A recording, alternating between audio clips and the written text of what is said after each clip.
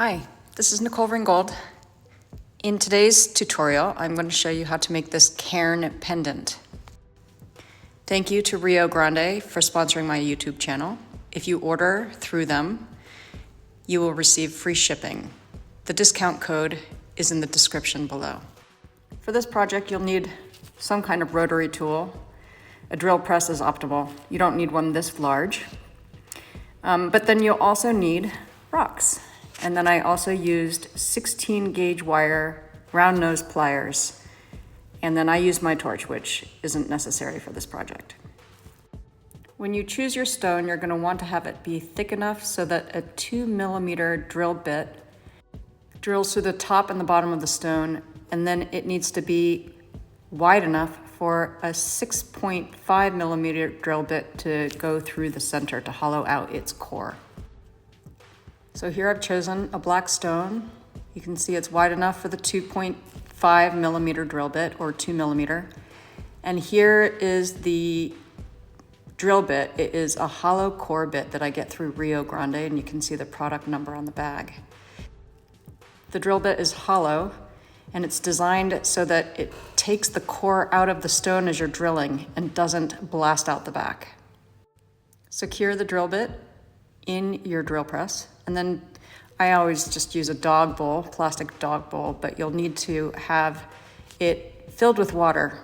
If you don't have water, then your stone can get very, very hot and even catch fire. It's also the best way to keep the dust down. You do not want to breathe in this dust. I situate the rock on the bottom of the bowl, underneath the water. And just to get the hole started, I take the drill press and grind directly down into the stone. Once I have a hole started, then I can bring it up into the drill bit. Just make sure that you keep your stone wet because you really don't want to inhale any of that dust. You will do this to both the top and the bottom of the stone, and you'll drill in approximately 3mm on each side. Try to hold the stone in your hands as steady as possible so that the drill bit doesn't end up coming out the front or back of the stone. You're wanting to go directly down into the center.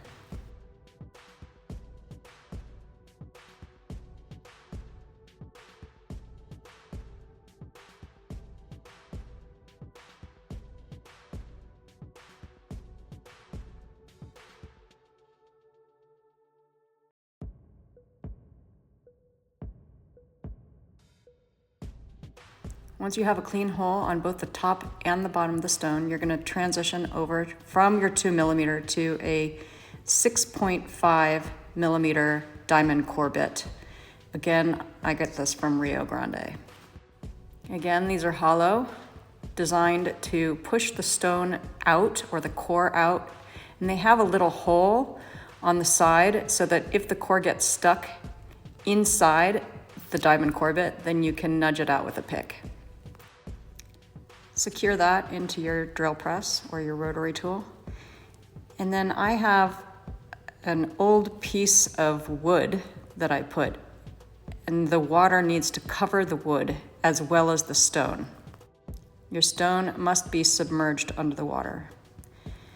So then you take your drill press, pull it down, and slowly pump up and down through the stone, all the way through the stone. You don't want to go through that stone too quickly because it might blast out the backside. So I usually go down, come back up, go back down, come back up, making sure that I'm not pushing too quickly.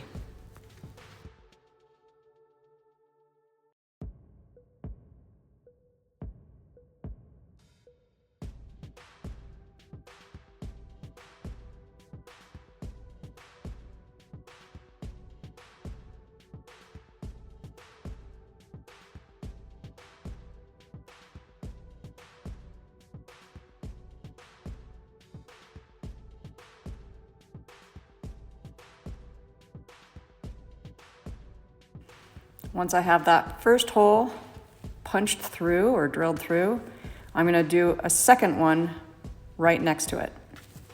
Same process. I hold the stone between my fingers, Go down, you want to make sure that you're not going too quickly. Make sure that your stone is submerged beneath the water. And then once you go through, again, you're going to want to make sure that the core, the stone core, is not stuck in the bit. My stone did get stuck in my bit, so I'm using a pick to nudge it out. If you leave it in there, then you won't be able to drill through the stone. It'll skid all over the stone and possibly, again, blast it out or even break your stone. So here I have 2 holes, and now I'm going to do another one. Same process.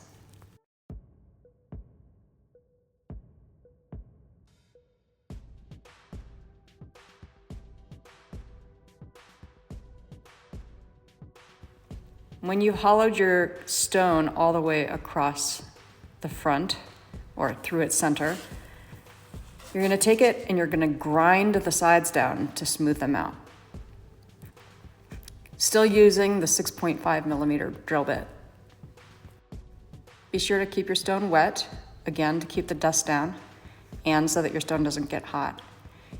And you don't want to push too hard because it could break the sides of the stone, because at this point, they're obviously more fragile. Also be sure to look inside the stone toward the top and the bottom to be sure that the 2 millimeter or 2.5 millimeter holes, depending on which one you chose, that you can see them. You want to make sure that the holes go all the way through.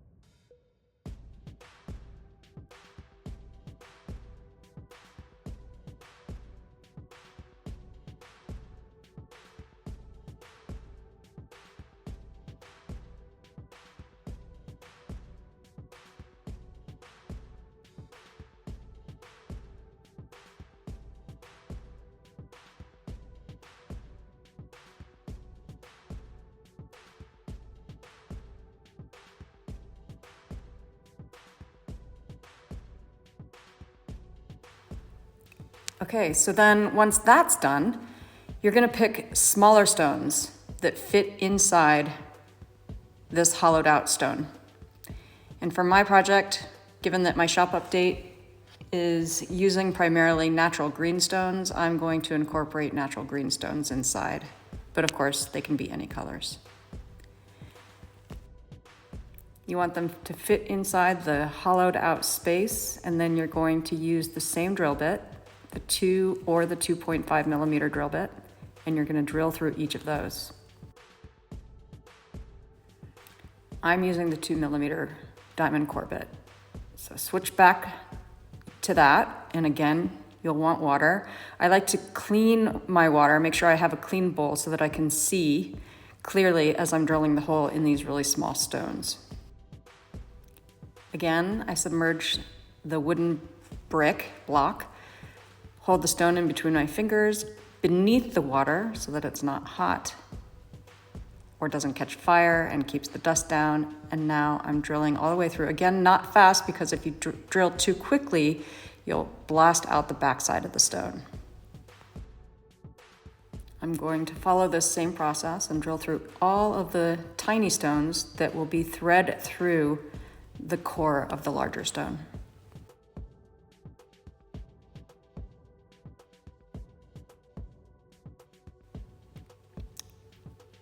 I personally am going to be using 16 gauge wire. Here are some Lindstrom round nose pliers that are wonderfully precise.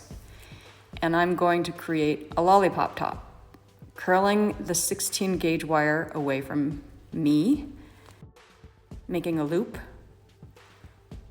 And then I'm pulling my wire back to create a perfect lollipop top. So as you can see, it's slightly overlapped, and then I'm pulling the wire back.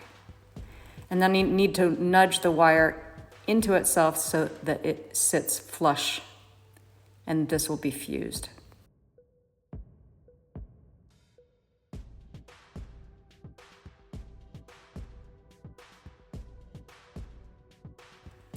I use a Little Smith oxygen propane torch.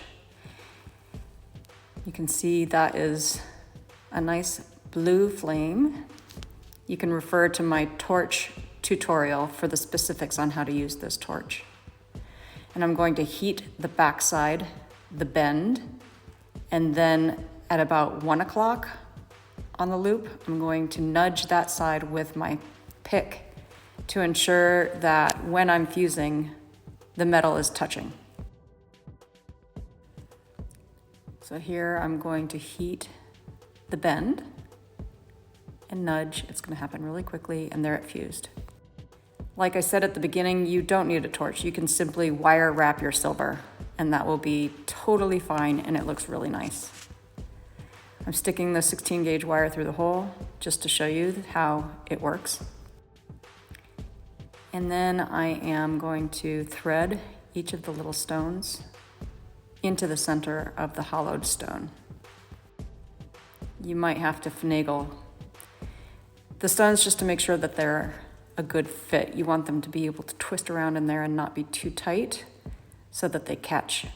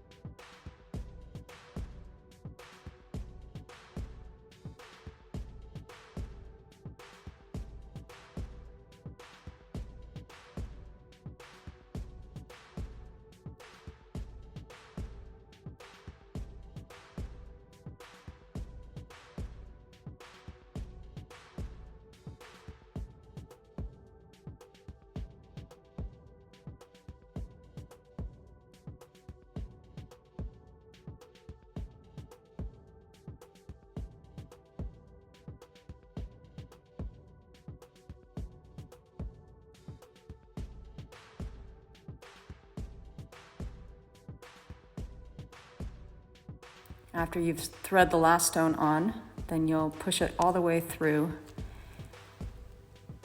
the large, mine is black, so I'll just call it the large black stone. On the other end, you can wire wrap that end so that it holds everything in place. Or if you have a torch like I do, I'm going to snip the wire, and then I'm going to put the loop end of the wire in my third hand. This way, when I heat the pin that's sticking up, I can go directly across. I will not be pointing my torch down at the stones because I don't want them to be vulnerable to the heat.